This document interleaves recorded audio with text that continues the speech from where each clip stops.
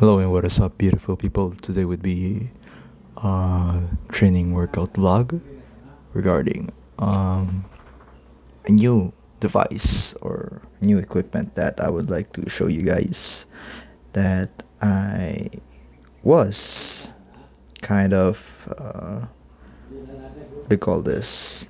I don't know the right term, but I was kind of curious how such a device would be able to make one such man be looking huge, jacked, without lifting weights whatsoever. I can't remember his name, but I would probably put his name or his face on this part of this video. And that said equipment, specific equipment, would be the chest expander. Now, yes, currently doing some warm-ups with some single arm rows, but later in this video, I'll be mixing dumbbells, calisthenics, and the chest expander. Since I'm working out at home, I have limited resources and equipments on how I would make my workouts as effective as possible and to enforce growth and development with my body, because a lot of you still are falling into the trap and the mentality of, oh, home workouts aren't as effective as lifting weights at the gym. I mean, look at me. I'm a living testimony. Well, one of the living testimonies besides street lifters, prisoners, and calisthenics specialist, purist. I mean, I'm actually, um, in my own honest opinion, my physique is not comparable with athletes that I've previously mentioned, most especially street lifters. Like even calisthenics athletes that only specializes in skills, that is skills to be specific and precise. They look more jacked as I am. I know being too lean also plays a major fact in looking lean. I mean, if I were put beside some of these calisthenics athletes, I would mug them to oblivion, but maybe in the same body weight category, same weight class. But I've seen some heavyweight calisthenics athletes, and as you can see, I've been doing some pelican curls. This used to be very hard as hell because you have to have the relative strength specific for this type of movement. And as much as I want to say that only the biceps and forearms are the main primary factors, targets of this specific exercise, um, a lot of core, back, even chest strength is required in completing this movement. Also, especially the Hephaestus. I would. I'm not sure if pelican curls and Hephaestus curls are of the same, but pelican curl variation where you are parallel to the ground, kind of looking like an RTO push-up, is possibly the final boss of the pelican curl variation. But again, as I previously mentioned, some heavyweight street lifters, calisthenics athletes, and those anomalies, those outliers that specializes in calisthenic skills, weigh above 80 kilograms, 90 kilograms, they're beast. They could be they could be comparable to novice men's physique athletes or men's physique bodybuilders. I know I've been calling bodybuilders athletes again, but again, in my honest opinion, chess players are probably more athletic than bodybuilders. I know you can hate me, um, be against my argument on the comment section. And also, I forgot this is also a posterior split, so I'm trying to do um, a little bit of legs in this phase that I'm doing, since I want to achieve at least a straddle plunge, maybe 3 to 5 seconds. So I'm trying to at least minimize lower body or leg growth in general. So maybe you've been noticing that my legs are starting to shrink. That's okay. That's part of my current aesthetic goals, since um trying to buy new pair of pants is too expensive, since my thighs are very too big now to fit in my current pants and jeans, and I'm trying to achieve a more bigger upper body in proportion to my lower body. I know that that is kind of counterintuitive in being or on my hobby as a quote unquote bodybuilder. I know some of you are still trying to gatekeep the title of bodybuilder. Just because I don't compete on stage doesn't mean that I have to call myself a bodybuilder. I mean, what kind of excuse coping mechanism is that? I mean, um, anyways, doing some Bulgarian split squats, and I should mention that I only do now leg presses and uh, unilateral work on my legs. I never squatted heavy since my failed bulk in 2022. I either do lunges or split squats. That's it. Or as I mentioned earlier, leg press for my uh, lower body pushing strength, which primarily targets my quads. Um, Not because I think I have poor leverages in terms of effectively targeting my quads.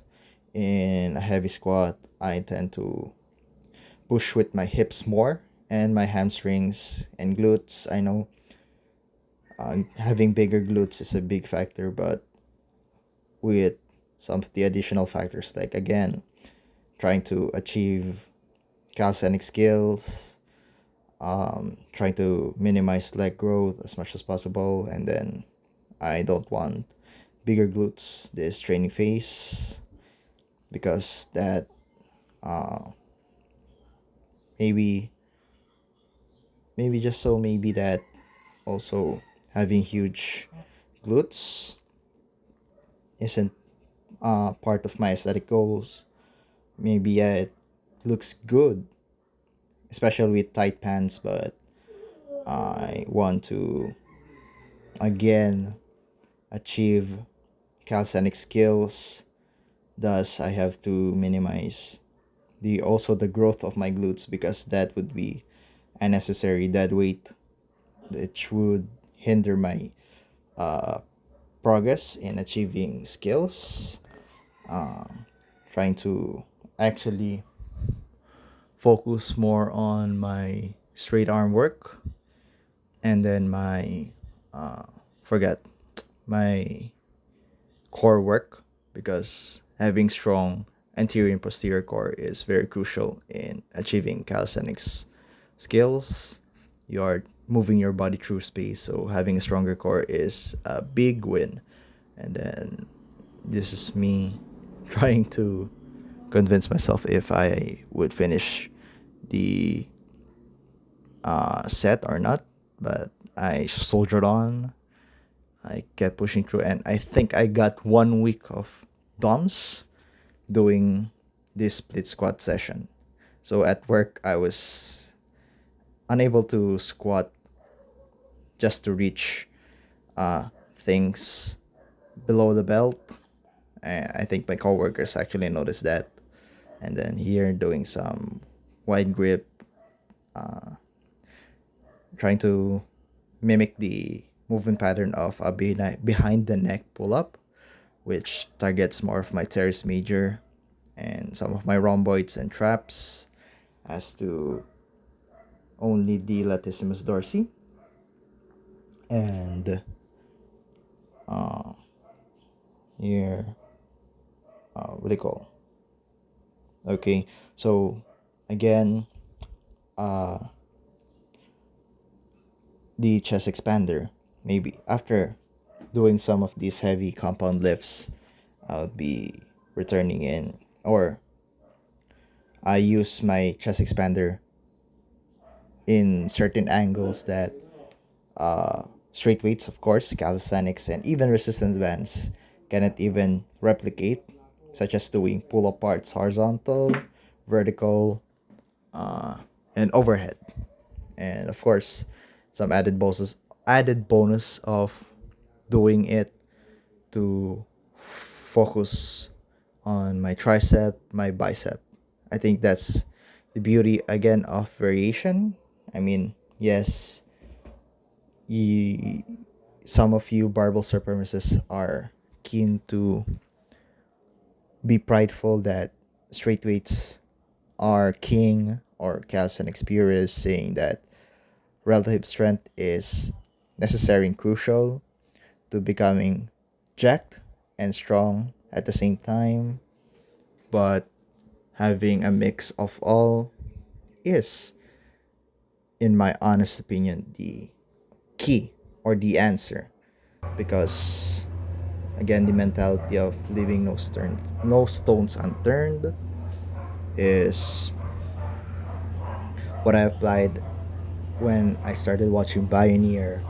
I mean, Bruce Lee's philosophy of use what is necessary and dispose what is not. And here, using the chest expander in doing curls, this not only provides another variation besides doing cable machines, straight weights with barbells, dumbbells, easy bar, but provides another or different resistance curve, resistance path that challenges your muscles on another level, or another type of tension in which your body has to adapt. And when your body needs to adapt, it has to grow. And I'm actually super, I think I am super setting it with the rear delt flies. And here I'm using minimal weights because with the ongoing shoulder impingement on my right, or my left shoulder, sorry, I am unable to progress that fast regarding